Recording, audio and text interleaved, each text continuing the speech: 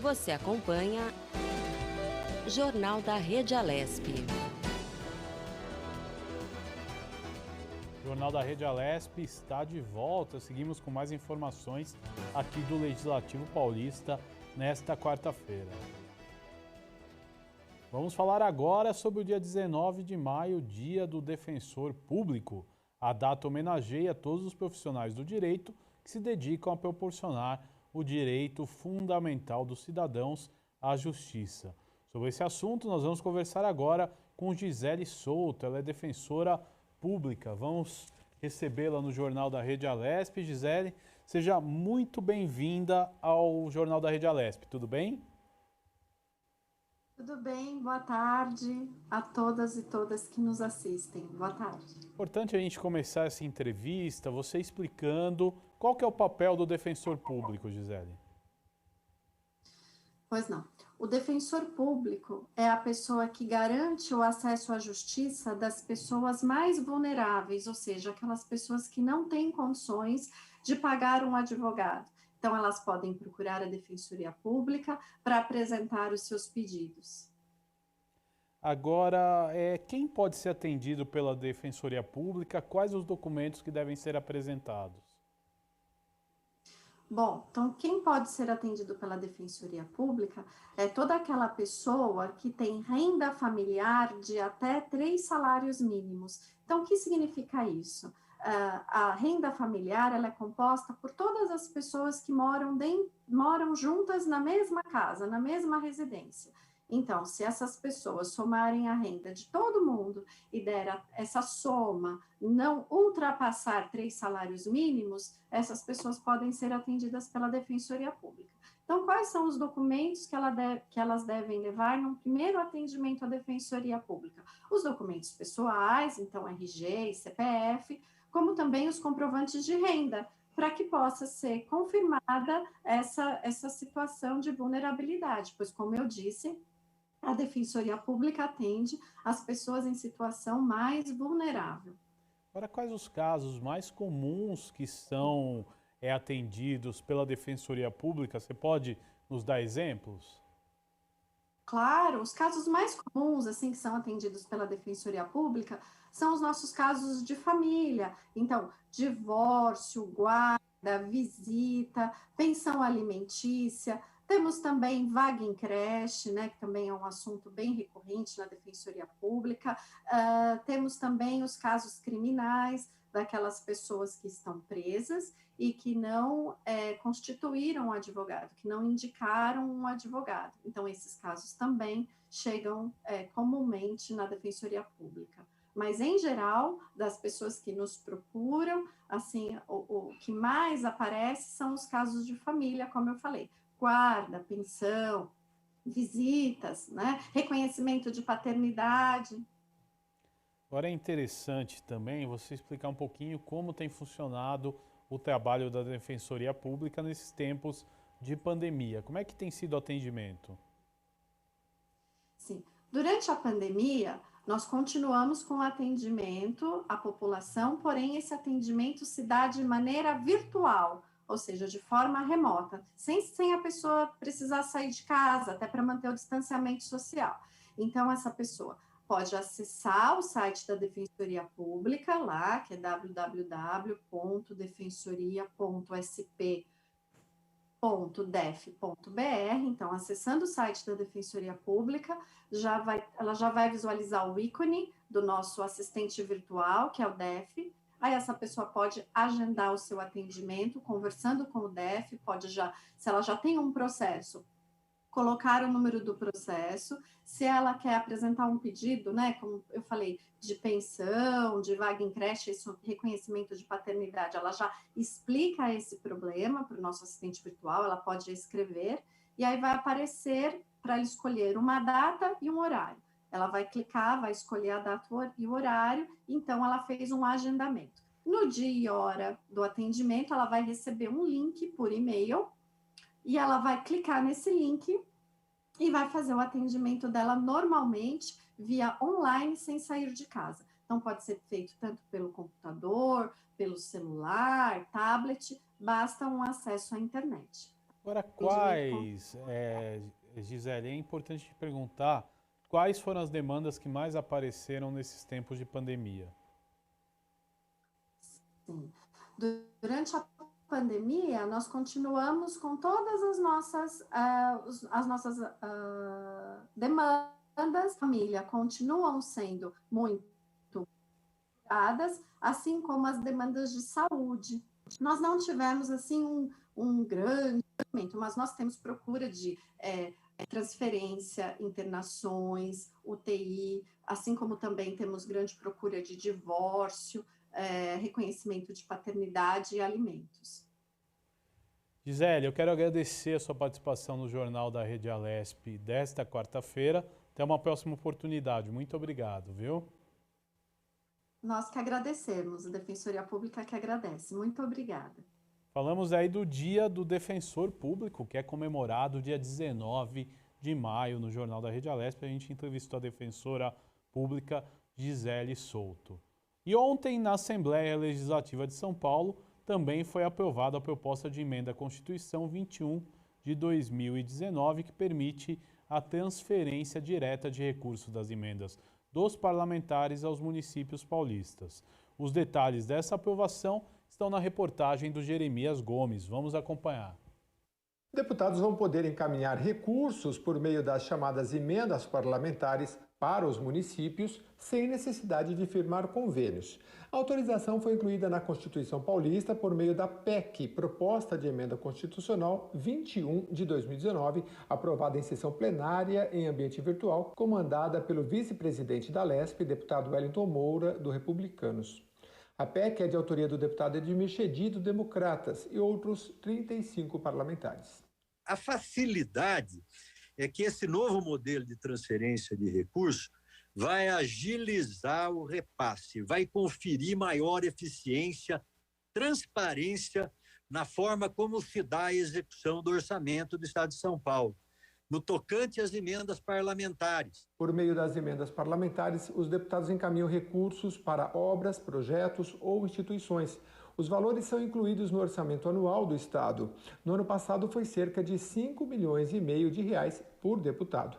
Para o líder do governo na Alesp, deputado Vinícius Camarinha, do PSB, a alteração deve desburocratizar o processo de transferência de recursos. Nós sabemos aonde estão as necessidades para os municípios e nós temos condições, via orçamento, reforçar as necessidades orçamentárias da prefeitura com o aporte financeiro que a gente indica através de emendas. Agora, quando elas não chegam, cria uma frustração enorme.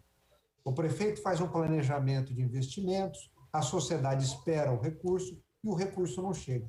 Por que não chega? Porque está travado nos convênios tradicionais que nós conhecemos. A PEC foi aprovada com 65 votos favoráveis e 6 contrários. Com a alteração, poderão ser realizadas transferências especiais, ou seja, sem a necessidade de convênio, ou transferência com finalidade específica, na qual o parlamentar determina a destinação do recurso. A deputada Janaína Pascoal, do PSL, votou contra. Eu só queria consignar que o líder do governo conseguiu esclarecer as questões referentes à fiscalização e, mais uma vez, quero deixar muito claro aqui que não estou levantando nenhum tipo de suspeita com relação a nenhum colega e a nenhum prefeito, mas eu ainda tenho muitas dúvidas no que concerne ao impacto dessa PEC na área da saúde. Eu perguntei isso várias vezes para o líder do governo e mesmo na sua intervenção, quando da primeira votação, salvo o melhor juízo, ele não esclareceu se está resguardado, né, aquele limite mínimo de 50%, como é que funcionarão esses 30% de custeio, 70% de investimento na seara da saúde.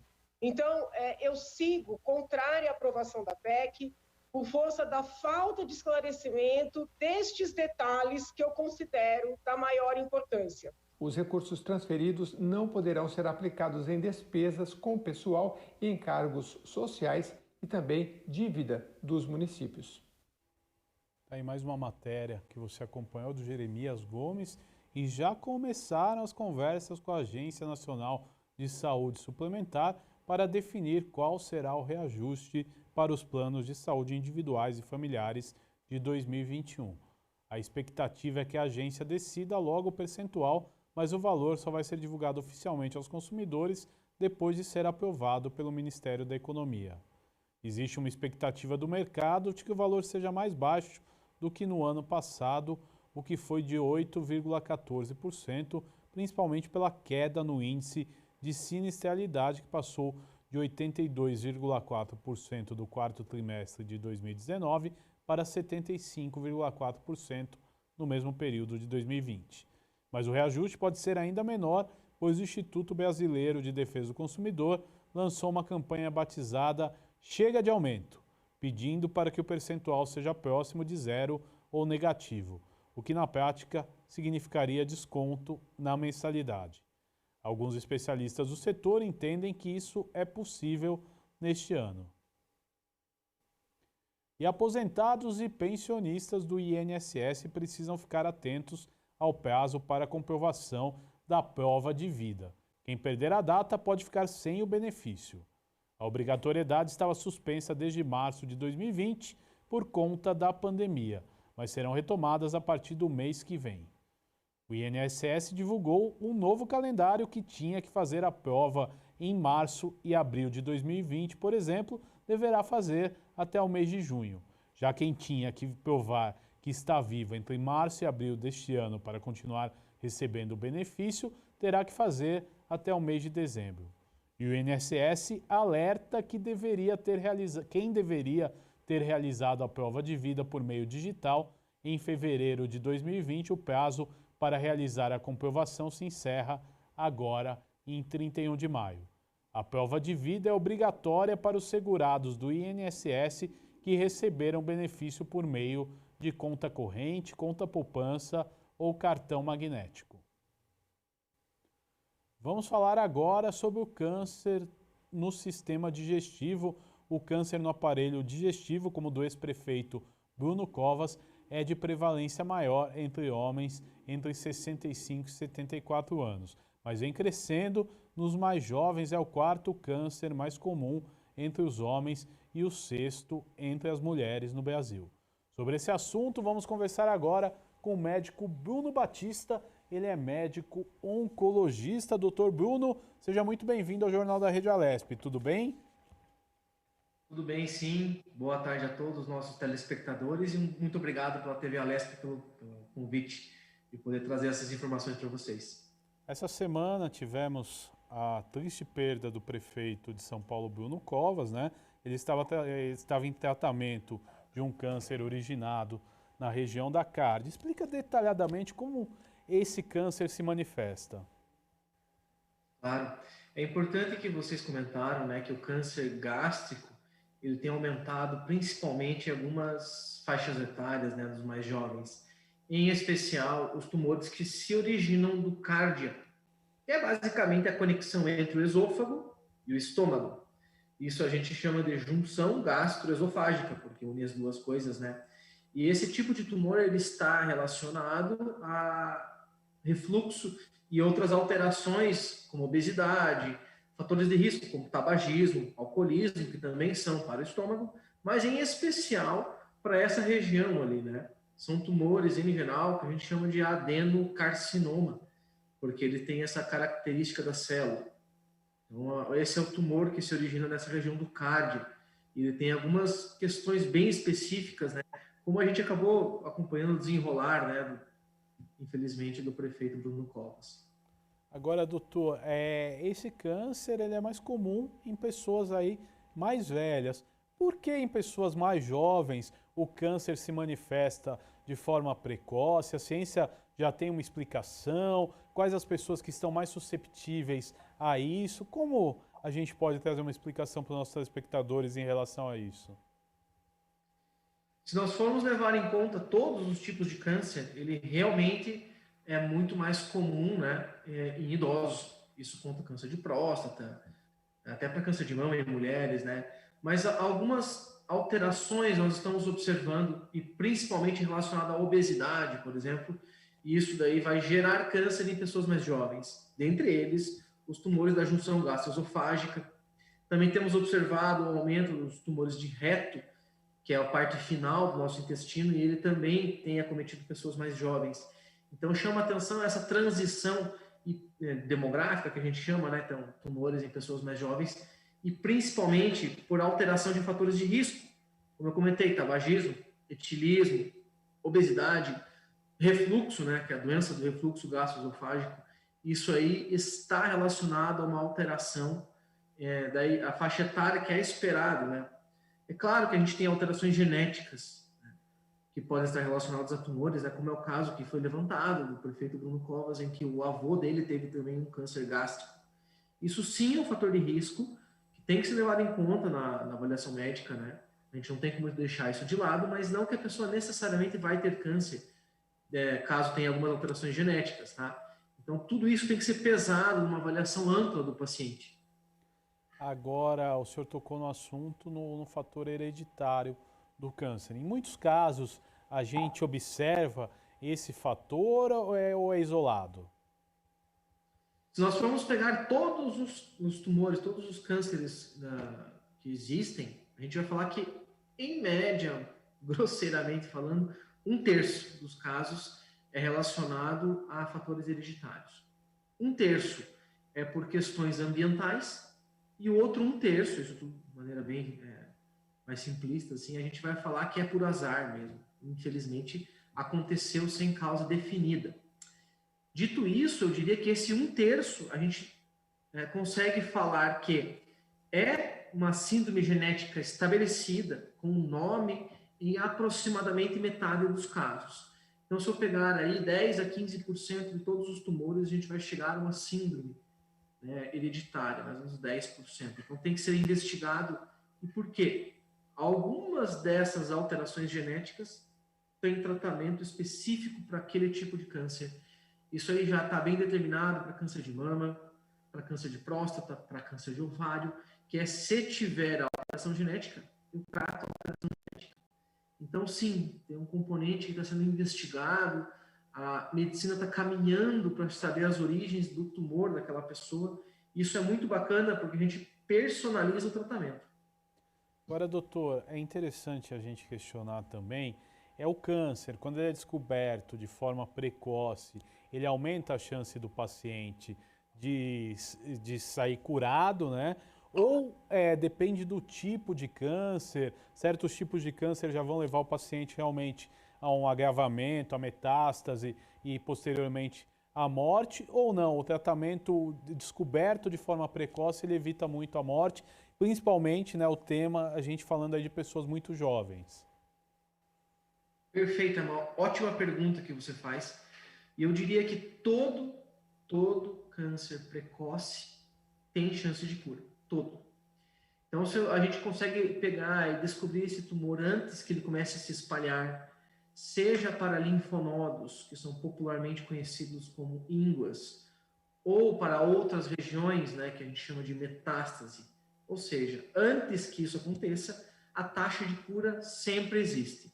Ela vai variar dependendo do tumor, em que tumores, por exemplo, de mama, precoces, nós temos uma taxa de cura acima de 90%, e infelizmente outros tumores mais graves, e nesse ponto eu coloco os tumores de estômago, ele tem uma chance maior de voltar com metástase, e daí, por conseguinte, ter menos chance de cura. Agora, doutor, muito tem se discutido também, né, até com a relação da Covid-19, que nós vamos falar daqui a pouco, mas o indivíduo que tem obesidade, ele está mais inflamado. Essa inflamação, ela predispõe a que se desenvolva algum tipo de câncer? Essa é uma pergunta, até por sinal, muito debatida dentro do nosso meio da oncologia. O primeiro motivo disso é que hoje a gente utiliza o próprio sistema imune da pessoa para lutar contra o câncer. As medicações que utilizam, são as imunoterapias. Isso daí a gente não coloca um anticorpo na pessoa basicamente para lutar contra a doença. Não é só isso. Nós utilizamos pontos do sistema imune que o tumor tinha, digamos assim, silenciado, inativado. Então nós vamos ativar o sistema imune, permitindo que a própria pessoa lute contra o câncer, né? Então essa é a primeira questão. pessoas inflamadas, elas têm um desbalanço do sistema imune, favorecendo com que haja, infelizmente, o desenvolvimento de câncer. Mas existem outras questões relacionadas à obesidade e inflamação, como alguns fatores de crescimento. Então, existem alterações metabólicas que favorecem a multiplicação celular e, dessa forma, favorecendo erros que podem se tornar câncer. Então, sim, é uma área extremamente rica em pesquisa clínica hoje, inflamação e câncer. E daí a obesidade tem um papel central disso, porque todo paciente que é obeso, infelizmente, é inflamado. Aumenta-se o risco também, além de câncer, doenças cardíacas, na verdade, qualquer vaso, qualquer artéria do corpo, ela pode inflamar e trazer problemas, né? Então, a pessoa que está inflamada pela obesidade tem essas doenças que são classicamente associadas, né? Mas veja, a inflamação pode, inclusive, até aumentar questões de depressão.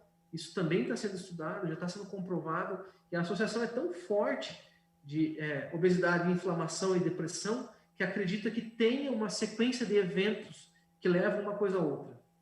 Então, sim, a inflamação é péssima para essas coisas assim da saúde da pessoa e é tão importante a manutenção de uma rotina saudável, com exercícios e boa alimentação. Aí você consegue mitigar esses fatores de risco, né, deixando a pessoa bem.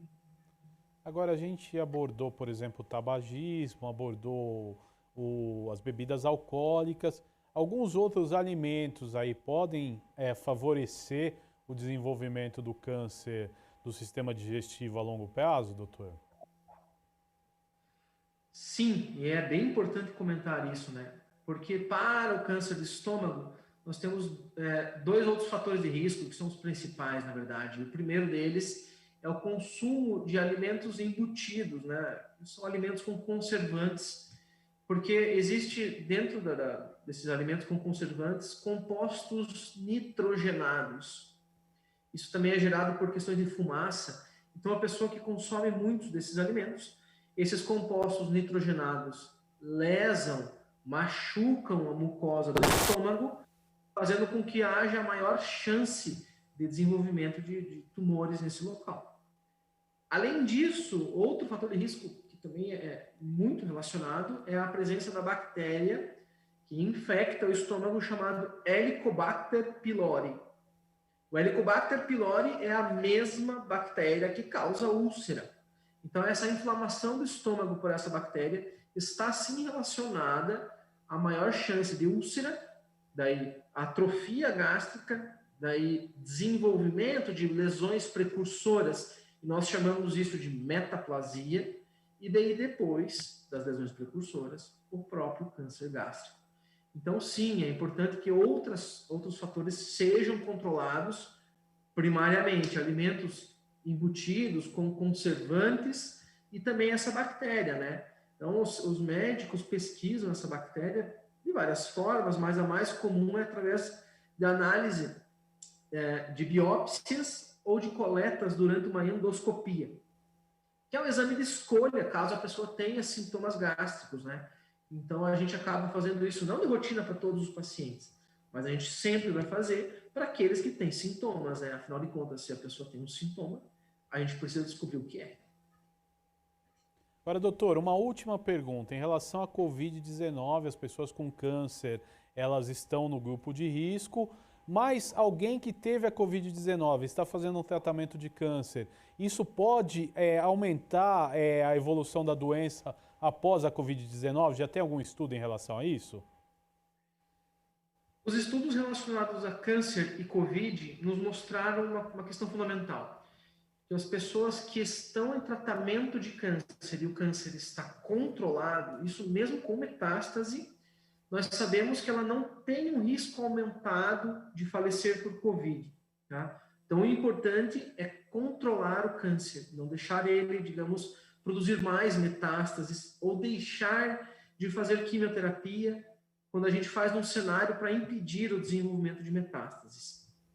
Agora, ter Covid não necessariamente vai fazer com que a pessoa piore o tratamento dela. Isso não é uma relação direta e os estudos ainda não comprovaram e não tem muito nesse cenário evidências clínicas que suportem esse fato. É importante salientar que a pessoa que está em tratamento oncológico, lógico, deve se cuidar, não pode ir a aglomerações, tudo que está sendo falado para a população em geral, mas um pouco até a mais, né?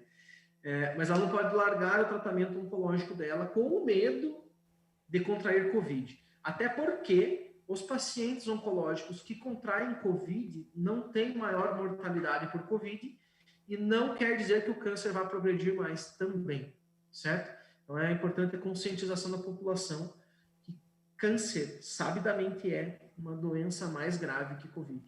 Doutor Bruno, muito obrigado pela participação no Jornal da Rede Alesp de hoje. Foi uma honra recebê-lo. Obrigado. Obrigado. Até mais. Falamos aí do câncer no sistema digestivo, trazendo aí informações e esclarecimentos. E o repórter Fábio de Lima traz informações sobre o ato solene realizado virtualmente ontem à noite, que abordou o lançamento dos comitês regionais da sociedade civil em apoio à Frente Parlamentar de Combate ao Abuso e Violência Doméstica, além de algumas reflexões no Dia Nacional de Combate ao Abuso e Exploração Sexual de Crianças. Vamos acompanhar o VT. Ato solene em ambiente virtual, convocado pela deputada doutora Damares Moura, do PSDB, faz o lançamento dos comitês regionais da sociedade civil em apoio à Frente Parlamentar de Combate ao Abuso e Violência Domésticos. A própria deputada Damares Moura abriu o evento, realizado ontem, 18 de maio, Dia Nacional de Combate ao Abuso e Exploração Sexual de Crianças, apresentando dados estatísticos preocupantes. De janeiro a julho de 2020, o estado de São Paulo registrou quase 4.500 casos de estupro de vulnerável, sendo que entre julho a setembro, 84 meninas de 10 a 14 anos deram à luz na rede municipal de saúde. O crime de exploração sexual teve 20 mil casos denunciados entre 2014 e 2019. Destes, 75,6% são meninas, 35,8% têm idade entre 12 e 14 anos, 28,3% têm de idade de 15 a 17 anos e 13,6% têm idade de 8 a 11 anos. O perfil da vítima é de uma menina negra, pobre, com baixa escolaridade e vinda de zonas rurais. A deputada, que também é advogada, citou a Constituição Federal, que deixa claro o dever de todos em cuidar e proteger as crianças. A Constituição Federal, esse é um artigo que deve nos orientar.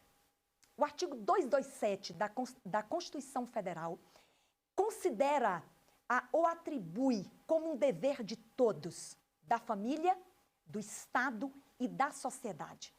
Todos nós temos o dever de salvaguardarmos ou de assegurarmos à criança e ao adolescente, com absoluta prioridade, o direito à vida, o direito à saúde e, dentre outros, o direito à dignidade, ao respeito, à liberdade e o dever de colocar estes indivíduos em formação a salvo. Por fim, a deputada Damares Moura destacou maneiras já comprovadas por especialistas de como proteger as crianças e incentivou que todos denunciem sempre que desconfiarem de algum abuso ou violência. Ensine! Você que pode fazer isto, eu que posso fazer isto. Ensinemos às nossas crianças e aos nossos adolescentes que eles são especiais. Fortalecermos a autoestima desses indivíduos e torná-los convictos do quanto eles são especiais. Isto os torna, inclusive, mais cuidadosos para consigo mesmos. Outra dica, ensine-as a confiar em alguém, pelo menos 3 pessoas.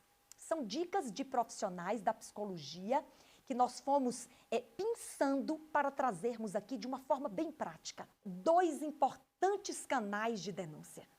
Nós temos aqui o Disque 100.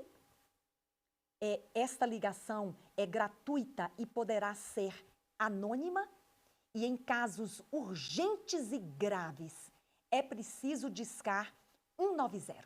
Denunciar, romper o silêncio é talvez a principal forma de salvarmos as vítimas de abuso e exploração sexual. Você acompanhou aí todos os detalhes do ato solene da deputada Damares Moura, que aconteceu ontem à noite aqui no Legislativo Paulista. E agora vamos com mais entrevistas, vamos falar sobre a declaração de imposto de renda. Termina no dia 31 deste mês de maio, né, o período de entrega da declaração de imposto de renda pessoa física 2021. Muitos contribuintes já estão bem preocupados, pois ainda não entregaram esse documento à Receita Federal. Sobre esse assunto, nós vamos conversar agora com o Richard Domingos. Ele é contador e diretor executivo de uma empresa contábil. Richard, seja muito bem-vindo ao Jornal da Rede Alesp. Tudo bem com você? Pequeno problema, precisa ativar o áudio. Vamos lá.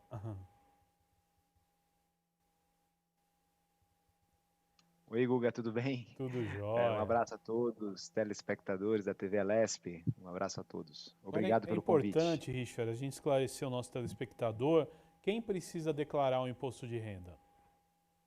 Guga, são 7 ou 8 hipóteses que obrigam uma pessoa física a entregar a declaração de imposto de renda. Eu vou citar as principais, que eu acho que cabe mais à maioria dos contribuintes.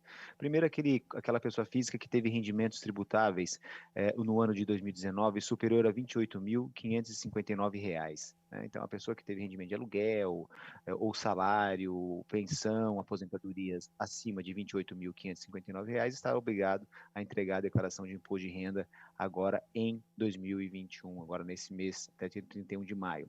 Também estão obrigadas as pessoas físicas que receberam rendimentos isentos, não tributados ou exclusivos acima de R$ 40 mil.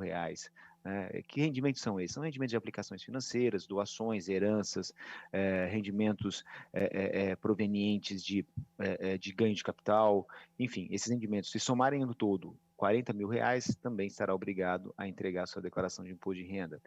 Aquelas pessoas que tiveram e operaram em bolsa de valores, uma coisa que aconteceu muito com a baixa da taxa de juros ocorridas durante os últimos anos, muitas pessoas recorreram ao mercado financeiro, aplicaram em ações, em fundos imobiliários, e quem teve esse tipo de operação ano passado, ainda que não tenha gerado ganho, está obrigado a apresentar o formulário para a Receita Federal até o dia 31. Quem passou a condição de residente no Brasil e assim permaneceu até 31 de dezembro, também está obrigado a entregar este documento para a Receita Federal. E também aquela pessoa física que teve alienação de bens e direitos e obteve ganho nessa alienação, então sujeito a imposto de renda sobre ganho de capital. Essa pessoa física também terá que fazer essa declaração. E por último, que é uma coisa nova esse ano, quem teve auxílio emergencial, quem teve rendimento lá do auxílio emergencial pago pelo governo, acima de R$ 22.847, estará também obrigado a entregar a declaração de imposto de renda. Desculpa, quem teve rendimento acima de R$ 22.847 e teve o benefício do auxílio emergencial também terá que declarar o imposto de renda. Agora, quais as formas, de entrega dessa declaração e quais os documentos que são necessários? Olha, basicamente são dois tipos de declarações, O próprio programa da Receita Federal, ele vai fazendo esse cálculo para o contribuinte, qual que é o melhor formulário para ele entregar. São dois formulários, o formulário simplificado, que em regra permite um desconto simplificado de 20% dos rendimentos tributáveis, e o formulário completo. O formulário completo é aquele que permite todas as deduções legais na declaração de imposto de renda. Esses dois pontos, o contribuinte não precisa se preocupar quais formulários eu vou fazer. É importante ele preencher a declaração de forma completa, e o próprio programa do imposto de renda vai relacionar, vai mostrar a todo momento, a cada preenchimento de dados na declaração, qual formulário é melhor. E ainda assim, se ele tentar insistir em entregar a declaração por um formulário errado, o programa ainda vai alertá-lo antes de fazer a remessa do documento para a Receita Federal. Bom, referente aos documentos, os principais documentos são sempre os mesmos, são as formas de rendimento, ou seja, os informes de rendimentos provenientes de de bancos, rendimentos de salário, rendimentos por labore, aluguéis, o informe de rendimentos de aplicações financeiras, né? Também tem os informes de pagamentos efetuados, por exemplo, assistência médica, assistência odontológica, pagamentos referente à instrução, que são escolas, né, de seus filhos, do próprio dependente. Também são obrigados, também é importante separar documentos que relatam a aquisição de bens e direitos, né? Por exemplo, comprei um veículo, tem que ter a nota fiscal, comprei uma casa, ainda que ela esteja em construção, né, ou estou financiando um apartamento. Então, todos esses documentos que o contribuinte selecionar, que houve uma movimentação patrimonial no ano de 2020, serão necessários agora ele juntar para a entrega da declaração de imposto de renda. Agora, quais dependentes que eu posso declarar, Richard? Olha, são vários dependentes, né? Então, vou falar os principais. Primeiro é o companheiro ou a companheira, né? Com que o contribuinte tenha filho ou conviva mais de 5 anos, ou cônjuge, né? Segundo, os filhos, né? Os filhos até 21 anos ou 24 anos, se estiverem cursando faculdade. Ou qualquer idade, se ele for incapacitado mentalmente ou fisicamente por trabalho, né? Também podem ser relacionados pais, avós, bisavós, na declaração de imposto de renda, desde que esses pais, avós, bisavós tenham um rendimento inferior a R$ 22.847 no ano de 2020. Esses rendimentos são todos os rendimentos. Então, tem muito cuidado em relacionar um pai ou um avô aí, que muitas vezes ele tem uma aposentadoria e muitas vezes o contribuinte relaciona, ele vai descobrir que ele não poderia ter relacionado depois do prazo e acaba com que todas as deduções de despesas referente a esse dependente seja glosada pela Receita Federal. Também pode ser relacionado também irmãos, netos e bisnetos, sem arrimos de pais, que o contribuinte detenha a guarda. Então, esses são os principais dependentes que o contribuinte pode relacionar na declaração de imposto de renda. Uma coisa interessante aqui, Guga, é que não necessariamente um dependente relacionado à declaração de imposto de renda, ele é uma vantagem, né? Então, o contribuinte tem que simular, ao preencher sua declaração de imposto de renda, se de fato é vantagem ele incluir aquele dependente, porque ao incluir um dependente na declaração, ele também é obrigado a incluir os rendimentos desse dependente, né? E muitas vezes a soma dos rendimentos desse dependente na declaração desse contribuinte vai fazer com que ele pague mais imposto ou restitua menos. Então, fica uma dica aqui para aqueles que nos estão assistindo, fazer uma simulação antes de incluir qualquer dependente, porque à medida que você inclui, você também inclui as despesas e também as receitas dessa pessoa física. Agora, Richard, tem algumas pessoas, por exemplo, que chegam na hora da declaração, lá não tem todos os dados, não tem todos os documentos. Qual que é a alternativa aí para o cidadão não tomar uma multa logo de primeiro momento?